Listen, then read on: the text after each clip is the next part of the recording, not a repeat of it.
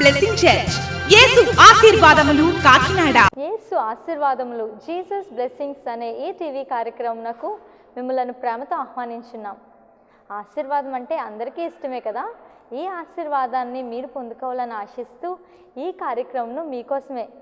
ఈ కార్యక్రమంలో యేసయ్య అందించే ఆత్మీయ, ఆరోగ్య, ఆర్థిక ఆశీర్వాదాలతో పాటు ఆయన అందించే రక్షణ ఆశీర్వాదాన్ని కూడా మీరు పొందుకోవాలని ఆశిస్తున్నాం. ఈ కార్యక్రమంలో reverend doctor G. Joseph Benny గారు దైవ సందేశంను అందించెదరు.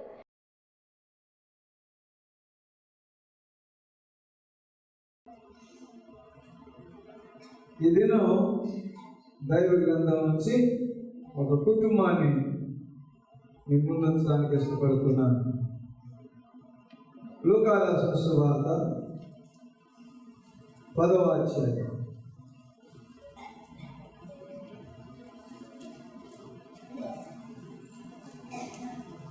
లూకా రాసిన సువార్త 10వ అధ్యాయం 38వ వచనం నుంచి 42 వరకు అందరూ కలిసి చదువుదాం. అందరూ చదవండి నాతో కలిపి. అంతటా వారు ప్రయాణమైపోతుండగా ఆయన ఒక గ్రామంలో ప్రవేశించారు. ఆయన తన ఇంట 39వ వచనం 10వ అధ్యాయంలో ఒక సువార్త. ఆమెకు మరియ అనే సహోదరి ఉండెను. ఈమె యేసు కాలం మీద కూర్చొని ఆయన బోధ వింటుంది. మార్త విస్తారమైన పని పెట్టుకుని చేత తొందరపడి ఆయన దగ్గర వచ్చి, ప్రభువా, నేను ఒంటరిగా పని చేయటకు నా సహోదరు నన్ను విడిచిపెట్టినందున నీకు చింతలేదా? నాకు సహాయం చేయమని ఆమెతో చెప్పుమని. అందుకు ప్రభు, మార్త మార్త, నీవు అనేకమైన పనులను గురించి విచారం కలిగి ఉన్నాను, తొందరపడుతున్నావు, కానీ అవసరమైనది ఒకటే. మరియా ఉత్తమమైన దాన్ని ఏర్పరచుకొనెను, అది ఆమె వద్ద నుండి తీసివేయబడిందని ఆమెతో చెప్పాను. అలాగే యోహాను సువార్త తీయండి, 11వ అధ్యాయం 5 వచనాలు అందరూ కలిసి చదువుకుందాం. మరియా ఆమె సహోదరి అయిన మార్త అను వారి గ్రామమైన బెతనీలో ఉన్న లాజరు అను ఒకడు రోగి ఆయన. ఈ లాజరు ప్రభువునకు అత్తరు కూర్చి 40 వెంట్రుకలతో ఆయన పాదములు నింపిన మరియకు అతని అక్క చెల్లెళ్ళు, ప్రభువా, ఇదిగో నువ్వు ప్రేమించేవాడు రోగి అయినాడని ఆయన అందరికీ వర్తమానం పంపింది. యేసు అది విని, ఈ వ్యాధి మరణం కొరకు వచ్చినది కాదు, కానీ దేవుని కుమారుడు దాని వల్ల మహిమ పరచబడినట్లు దేవుడి మహిమ కొరకు వచ్చినదని యేసు మార్తను, ఆమె సహోదరుని లాజరును ప్రేమించెను. హల్లెలూయా. నేను అనే దినమున కుటుంబం ఎలా ఉంటుంది? మన కుటుంబాలతో మనం దేవుని ఎలాగైనా సేవించగలం? కుటుంబాల్లో దేవుడు ఎలా ఉంటాడు అనేటటువంటి ఒక సత్యాన్ని ఈ దినం మనం నేర్చుకుందాం. ఈరోజు ఏ ఫ్యామిలీనైనా కలపండి, ఏ భర్తనన్నా అడగండి, ఏ భార్యనన్నా అడగండి, ఏ అత్తనన్నా అడగండి, ఏ కోడలన్నా అడగండి, ఏ నాన్నమ్మనన్నా అడగండి, అమ్మమ్మనన్నా అడగండి, ఎలాగున్నారు అంటే చాలా కష్టాలతో ఉన్నాం బాబు అంట, సుఖం లేదు బాబు అంట, ఎందుకు బతుకుతున్నామో మాకే తెలియడం లేదు బాబు అంట. పిల్లలు ఈరోజు కుటుంబాలు ఎలాగా తయారయ్యాయి అంటే అర్థం లేని కుటుంబాలు, అసలు అర్థం అవడం లేదు. నేను ఎందుకు పెళ్లి చేసుకున్నాను అని బాధపడే భర్త, అయ్యో ఈ కొడుకులో పడిపోయిందని బాధపడే భార్య, అయ్యి బాబో ఈ కడుపులు ఎందుకు పుట్టారనేటువంటి పిల్లలు ఇంట్లో నుంచి మారిపోయే పరిస్థితి. ఎంత బాధ! మీరు మారరా? అమ్మా, మమ్మీ, డాడీ, మీరు మారరా? తల్లిని తండ్రి కొడతంటే పిల్లలు ఎంత గిలగిల్లాడిపోతారో తెలుసా? జ్ఞానం లేని పశువులాగా భార్యను కొట్టే భర్తలు ఉన్నారు. ఇంట్లో నెమ్మది లేకుండా చేసే ఆడవాళ్ళు భర్తకి పిచ్చెక్కించేస్తారు. ఈరోజు మన కుటుంబాల్లో దేవుడు ఉండడానికి ఇష్టపడుతున్నారు. దేవుడికి వందనాలు తెలియజేస్తారు. ఒక ఫ్యామిలీని దేవుడు ఎలా దర్శిస్తాడు, ఒక కుటుంబం ఎలాగా రుచికరంగా మారుతుందో. ఈరోజు మన యొక్క బలహీనత ఏంటంటే ఫ్యామిలీలో అందరూ ఒకలాగా ఉండరు. భర్త ఒకలా ఉంటాడు, భార్య ఒకలా ఉంటుంది, కుర్రోడు ఒకలా ఉంటాడు, అమ్మాయి ఒకలా ఉంటుంది. అందరూ ఒకలా ఉంటారు. ఒకరు కొడుకుంటారు, ఒకరు కొట్టుకుంటారు, ఒకరు ఎలాగుంటాడు, ఒకరు నల్లగుంటాడు, ఒకడు లావు ఉంటాడు, ఒకడు పక్కగా ఉంటాడు, ఒకడు చురుగ్గా ఉంటాడు, ఒకడేమో కూర్చుంటే లేవడు. ఈరోజు ఎన్నో తాపత్రయాలు ఉన్నాయి, కానీ ఇవన్నీ దేవుడే పెట్టాడు. ఇవన్నీ దేవుడే పెట్టాడు. ఒకడు నల్లగా ఉంటాడు, ఒకడు తెల్లగా ఉంటాడు, ఒకడు పొడుకుంటాడు, ఒకడు కొట్టుకుంటాడు, ఒకడు చురుగ్గా ఉంటాడు, స్లోగా ఉంటాడు. కానీ వీటన్నిటిలో కూడా మనము మంచి కుటుంబ జీవితం జీవించగలమని మరియా, మార్తా, లాజరు కుటుంబాన్ని దేవుడు చూపిస్తున్నాడు. ఇక్కడ ముగ్గురు మనుషులు ఉన్నారు. వారి పేర్లు మరియా, మార్తా, లాజరు. వారు బేతనియ గ్రామస్తులు. వాళ్ళ తల్లిదండ్రులు ఎవరో మనకు తెలియదు, వాళ్ళ పేర్లు లేవు. కానీ దేవుడు వీళ్ళ ముగ్గురు పేర్లు మాత్రం రాయించాడు. వీళ్ళ ముగ్గురు కూడా 3 క్యారెక్టర్స్. మరియేమో మహాస్పీడు, మార్తేమో మహాస్పీడు, మరియేమో బాగా స్లో. ఇంకో బాగున్నాడు ఇంట్లో, ఎప్పుడు రోగిస్తుంది. అక్కడ కూర్చుంటాడో లేదు, నిల్చుంటాడో లేదు. ఇలాంటి ఫ్యామిలీ ఇది. ఇప్పుడు నేను మీకు ఏం చెప్తున్నానంటే, చురుగ్గా ఉన్న వాళ్ళేమో స్లోగా చేయలేము, స్లోగా ఉన్న వాళ్ళని చురుగ్గా చేయలేము. ఇప్పుడు మా అన్నదమ్ముడు ఇద్దరు, మా అన్నయ్య, నేను. మా ఇద్దరికి కూడా చాలా తేడా ఉన్నాయి. నేను మహాస్పీడు, మా అన్నయ్య మహాస్లో. స్లో అన్న స్టడీ. ఆయన చాలా స్టడీగా ఉంటాడు, నేను చాలా స్పీడ్గా ఉంటాను. ఇప్పుడు నేనేమో ఆయనేమో నేను అయిపోలేదు.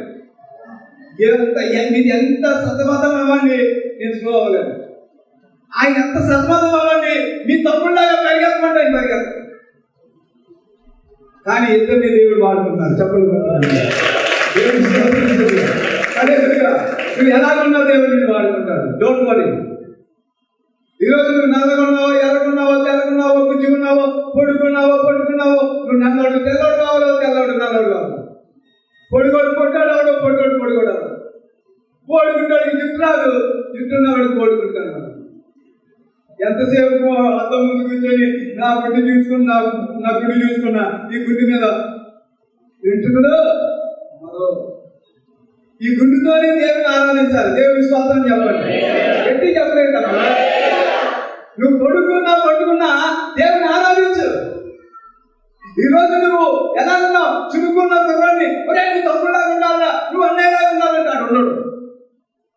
కానీ దేవుని అడుగు, ఇన్ని వాడుకోకపోవా, అన్ని వాడుకోకపోవా అంటే ఇద్దరిని వాడుకుంటారు. దేవుని వలన దేవుని వాక్యం ఏం చెప్తుందంటే, మార్త చురుకైనది, మహాస్పీడు. మరియా మహాలో అంటే స్థిమితమైనది, నెమ్మది కలిగింది. లాజరు 6%. అయితే ఈ కుటుంబాన్ని దేవుడు చాలా అద్భుతంగా వాడుకున్నాడు. ఈ కుటుంబాన్ని దేవుడు ఎంతగానో ప్రేమించాడు. ఈ కుటుంబంలో దేవుడు చక్కగా నడిపించాడు. ఈ కుటుంబంలో దేవుడు ఎన్నో శోధనలు రావడానికి ఒప్పుకున్నాడు, ఎన్నో రోగాలు రావడానికి ఒప్పుకున్నాడు, మరణాలు రావడానికి ఒప్పుకున్నాడు. చాలాసార్లు మనం ఏమనుకుంటాం అంటే, దేవుడు అనుకుంటే మంచి భక్తి చేస్తే ఇంకేముండవు బ్రదరు, కష్టాలు ఉండవు బ్రదరు, అస్సలు శోధనలు ఉండవండి. తీరాల మరణానికి వయసు. ఈరోజు మన జీవితాల్లో మనము దేవుని సన్నిధిలో మరణం ఎప్పుడు వచ్చినా, ఏ రోగం వచ్చినా, ఏ బాధ వచ్చినా, ఏ శ్రమ వచ్చినా, ఆయన సజీవమైన దేవుడు మనం తెలుసుకోవాలి. ఆయన సజీవుడు. యోబు ఏమన్నాడు? నా దేవుడు సజీవుడు, ఆయన శక్తివంతుడైన దేవుడు. ఈరోజు దేవుడు ఎవరు అనుకున్నాం? ఆయన ఎవరు వెలుగును వాడు, ఆయన సజీవుడు. ఈరోజు నీ ఇంట్లో కష్టాలు వచ్చినాయని ఆయన చచ్చిన దేవుడు అనుకున్నావా? ఈరోజు నీకు రోగాలు వచ్చినాయని ఆయన చేతకాడవాడు అనుకున్నావా? ఈరోజు నీ ఇంట్లో భయంకరమైన ఉపద్రవాలు వచ్చి కొట్టుకుపోతున్నావని దేవుడు లేడని అనుకున్నావా? యోబు అంటాడు, నా దేవుడు సజీవుడు, నా దేవుడు సజీవుడు. దేవుడు బిడ్డలారా, ఈ కుటుంబాన్ని మనం చూసినట్లయితే ఇది ఒక భక్తి గల కుటుంబం. ఈ కుటుంబాన్ని మనం చూస్తే వీళ్ళు మంచి రిలేషన్ కలిగిన కుటుంబం, సత్సంబంధాలు. ఈరోజు సంబంధాలు కట్ చేస్తున్నాయి. మమ్మీ నువ్వు రావాల్సింది మా ఇంటికి, డాడీ మీరు మా ఇంటికి రావాల్సింది, మీరు మాతో మాట్లాడవలసిన లేదు, మీకు మాకు సంబంధం లేదు. అక్క చెప్తుంది చెల్లితో, నువ్వు మా ఇంటికి రావాల్సింది లేదు. సత్సంబంధాలు పోగొట్టుకుంటా వినాలి. కానీ ఒక దేవుని కుటుంబంగా ఎప్పుడు నీ సంబంధాన్ని కట్ చేయొద్దు. దేవునికి వందనాలు తెలియజేయాలి. హల్లెలూయా. ఎప్పుడు నీ సంబంధాన్ని కట్ చేయొద్దు. ఈరోజు సంబంధాలు కోల్పోతున్నాం. ఇంటి పక్కన ఉన్నతో మాట్లాడు, ఇంటి మీద మాట్లాడు, ఇంటి రోజుతో మాట్లాడు, ఉద్యోగస్తులతో మాట్లాడు, అక్కతో మాట్లాడు, అన్నతో మాట్లాడు, తల్లితో మాట్లాడు, అక్కతో మాట్లాడు, కోడలతో మాట్లాడు, ఎవరితో మాట్లాడు. కానీ దేవదూతలాగా ఆరాధిస్తావు గుళ్ళోకి వచ్చి. నువ్వు దేవదూతరా, నువ్వు దేవదూతరా.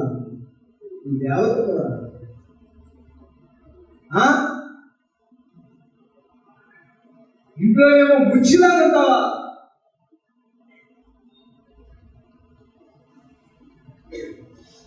వీళ్ళ సంబంధాలను పోగొట్టుకునే వాళ్ళుగా మనం ఉండవద్దు. దేవుని స్తోత్రాలు. అలాగే ఊరికి ఎక్కువ సంబంధాలు పెట్టుకొని తలకాయ నొప్పులు పెట్టుకోమని కాదు. రిలేషన్స్ ఎంతవరకు ఉండాలో అంతవరకే దేవుడికి వందనాలు చెప్తారా. ఎందుకంటే ఈరోజు దేవుడి బిడ్డలంగా రిలేషన్స్ చాలా ముఖ్యం. దేవుడికి వందనాలు తెలియజేయండి. వీరారా, ఇక్కడ ఈ కుటుంబం చక్కని రిలేషన్స్ కలిగిన కుటుంబం. ఎంతో మంది వాళ్ళ ఇంటికి వస్తే ఒప్పుకున్నారు. కొంతమంది ఇంటికి వస్తే ఒప్పుకోరు. అన్నం తింటే కొంతమంది చూపించదు. ఎందుకంటే అన్నం తింటే ఏమైనా చూసింది అనుకో ఇంకా అరగదు. ఆ కన్నాడు. కానీ దేవుని బిడ్డగా మనం అలాంటి భయపడకూడదు. దేవుని స్తోత్రం చేయాలి. ఈరోజు మన హృదయాలు, మన కుటుంబాలు, మనం సత్సంబంధాలు కలిగి ఉండాలి. ఈరోజు కుటుంబం యొక్క విలువలు ఎక్కడున్నాయి?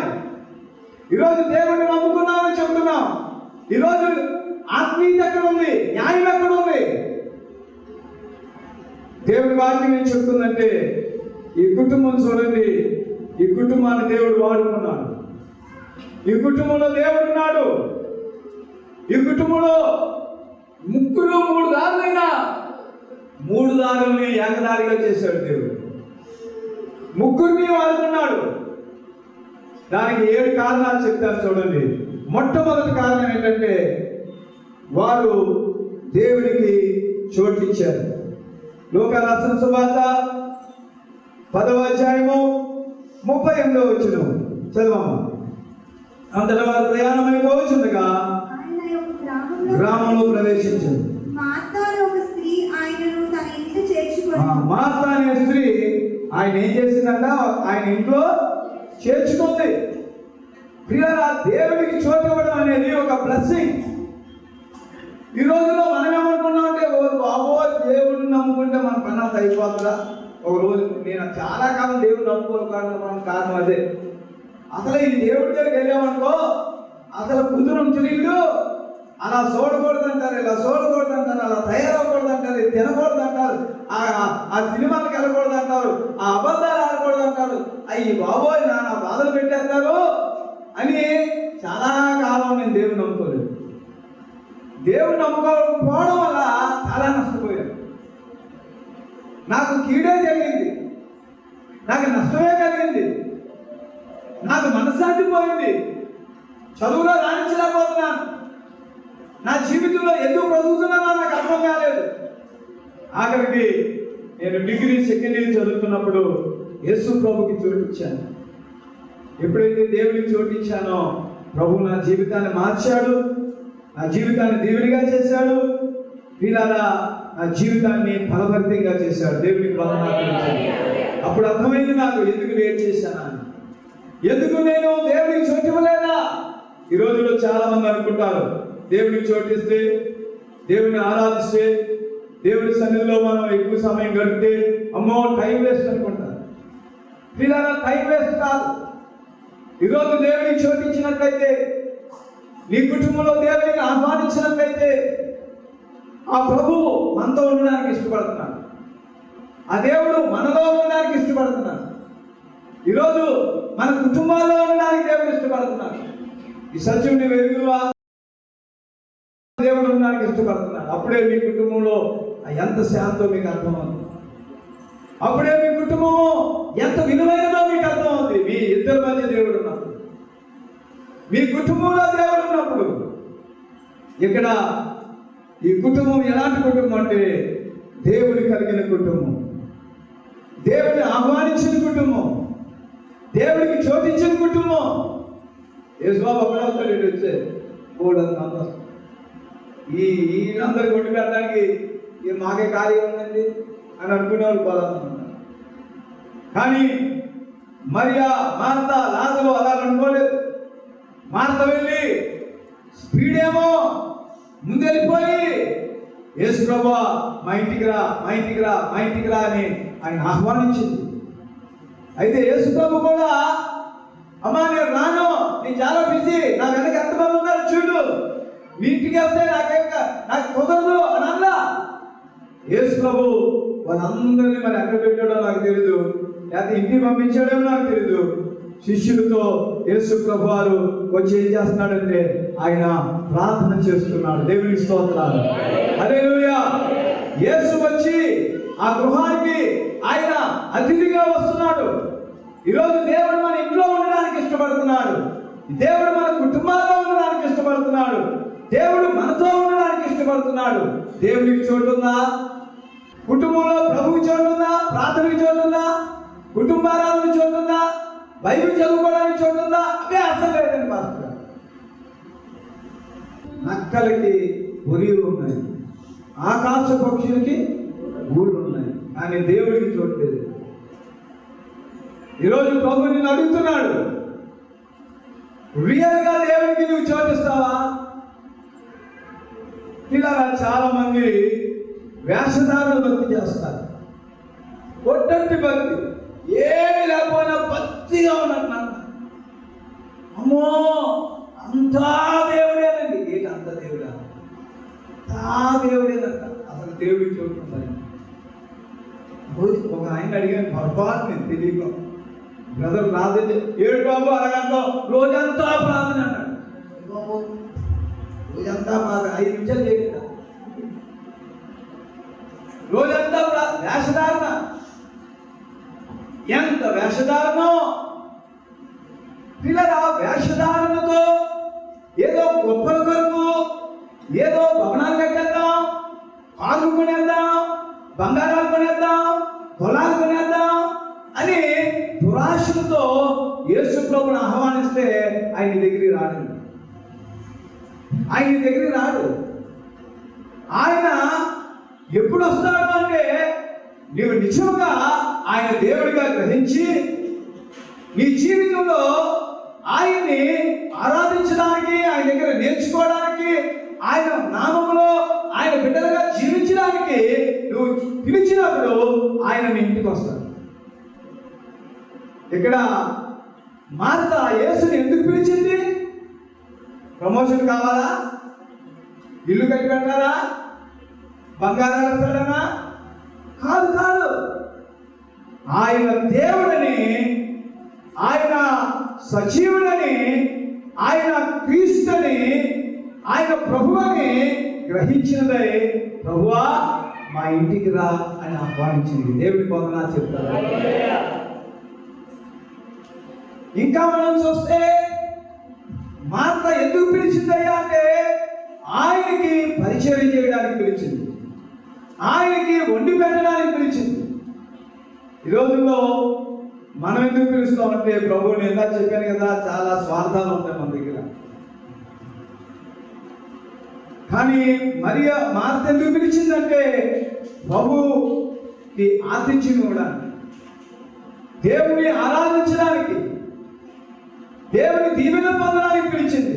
ఈరోజు మనం కూడా అలాంటి భావంతో దేవుని కోరుకున్నట్లయితే, ఆయన ఎప్పుడూ నీలో ఉండడానికి, ఎప్పుడూ నీ ఇంటిలో ఉండడానికి, నీ ఆతిథ్యాన్ని సేకరించడానికి దేవుడైతే సిద్ధంగా ఉన్నాడు. దేవునికి వందనాలు చెప్తారా?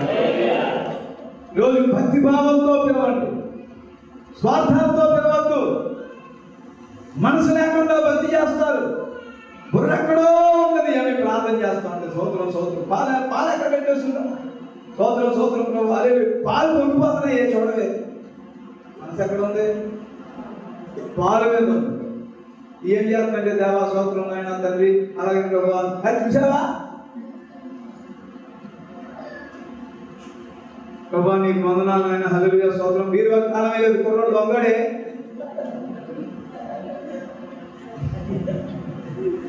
మనసు ఒక చోట.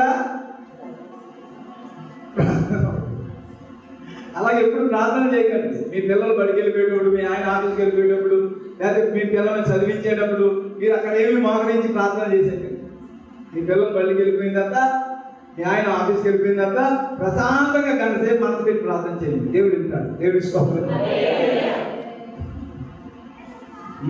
నీవు పనులన్నీ ముగించుకొని హడావుడిగా కాకుండా, ఎప్పుడైతే మనసు దేవుడి మీద పెట్టి ప్రార్థన చేస్తావు, అది అర్ధరాత్రి అవ్వచ్చు, తెల్లవారుజాము అవ్వచ్చు, మధ్యాహ్నం అవ్వచ్చు, సాయంకాలం అవ్వచ్చు, ఉదయం అవ్వచ్చు, ఎప్పుడైనా సరే నువ్వు దేవుడికి ప్రార్థన చేస్తే, ఆయన మనస్ఫూర్తిగా చేస్తే నీ ప్రార్థనను దేవుడు అంగీకరిస్తాడు. దేవుడికి వందనాలు. కనుక ఇక్కడ వారు హృదయపూర్వకంగా పిలిచింది మార్త. సరే, మొట్టమొదటి విషయం ఏంటంటే, వారు దేవుడికి చోటించిన గృహం. రెండోది ఏంటంటే, వారు దేవుడికి చోటు ఇవ్వడమే కాదు, వారు దేవుడికి దగ్గరైపోయిన కుటుంబం. ఈరోజు ప్రభువుకి సమీపంగా అయిపోయావా? మరియా, మార్త, లాజరు ముగ్గురు క్లోజ్ అయిపోయారు. ఎంత అద్భుతమో! ఈ రోజుల్లో మనం ఏం చేస్తామంటే, మార్త పిలిచింది కదా, నువ్వు పిలిచావు కదా, నేను రాను. నువ్వు పిలిచావు కదా, నేను రాను.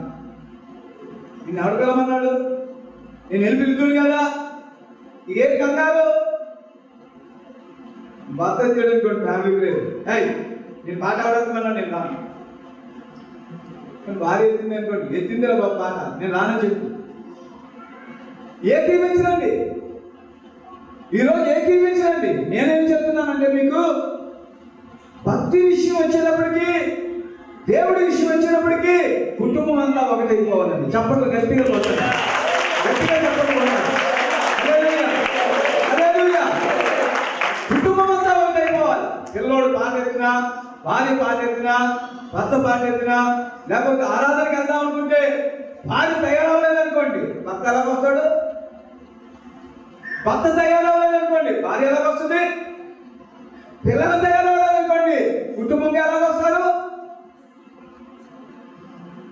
ఆరాధన అనేటప్పటికీ ఎప్పుడైతే ఇంట్లో వాళ్ళందరూ కూడా ఏకీపిస్తారో, అప్పుడు ఆ కుటుంబం అంతా కూడా దేవుని ఆరాధించగలరు. దేవుడికి వందనాలు.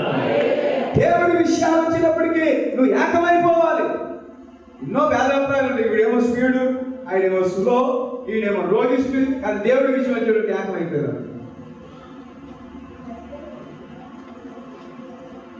కొన్ని తేడాలు ఉంటాయి ఫ్యామిలీలో, కానీ మనం దేవుడి విషయం వచ్చినప్పటికీ సంఘం అంతా ఒకటైపోవాలి. ఆవిడ చెప్పడం ఏంటండి, ఈయన చెప్పడం ఏంటండి, ఆవిడ పెద్ద ఏంటండి, ఈవిడ పెద్ద ఏంటండి? నో, దేవుడి విషయం వచ్చేటప్పటికి, ఓటు వచ్చేటప్పటికి, ప్రార్థన వచ్చేటప్పటికి, ఏదైనా సంఘ కార్యక్రమాలు చేయాలనుకునేటప్పటికి సంఘం అంతా ఒకటైపోవాలి. దేవుడికి వందనాలు చెప్తారా? కుటుంబం అంతా ఒకటైపోవాలి దేవుడి విషయంలో. ఈరోజు ఎన్నో భేదాలు ఉన్నాయి, కానీ వీటన్నిటిలో కూడా ఏకాత్మ దేవుడు ఇస్తాడు. దేవుడికి వందనాలు చెప్తాను. హల్లెలూయా. ప్రభువా, వాళ్ళు కలిశారు, వారి కుటుంబంతో కలిశారు, వారు క్లోజ్ అయిపోయారు. ఎంత క్లోజ్ అయిపోయారంటే నాకు చాలా ఆశ్చర్యం. చూడండి, యోహాను సువార్త 11:11. ఆయన ఈ మాటలు చెప్పిన తర్వాత ఆయన ఈ మాట చెప్పిన తర్వాత మన స్నేహితుడైన లాజరు నిద్రించుచున్నాడు. ఎవరంటండి? మన స్నేహితుడు. ఎవరో ఈ చెప్పాడు. పిలిచింది ఎవరు? చెప్పండి. పిలిచింది ఎవరు? మార్త. స్నేహితుడు ఎవరు? లాజరు. యేసు పాదాల దగ్గర కూర్చున్నారు Mariya. What a wonderful family, what a beautiful family, wonderful unity. దేవుని బిడ్డలారా, ఈరోజు మన మనసు మంత్రాన్ని విడిచిపెడదాం. ఈరోజు మనకి ఎన్నో భేదాభిప్రాయాలు ఉంటాయి. ఈరోజు మన చుట్టాల వల్ల, లేకపోతే ఉద్యోగాల వల్ల, లేకపోతే పిల్లల వల్ల ఎన్నో గొడవలు ఉంటాయి ఫ్యామిలీలో. కానీ దేవుడి విషయం వచ్చేటప్పటికి అన్ని పక్కన పెట్టి ప్రభు పాదాల దగ్గరికి వచ్చి కూర్చున్నాం, ప్రార్థన చేసుకున్నాం.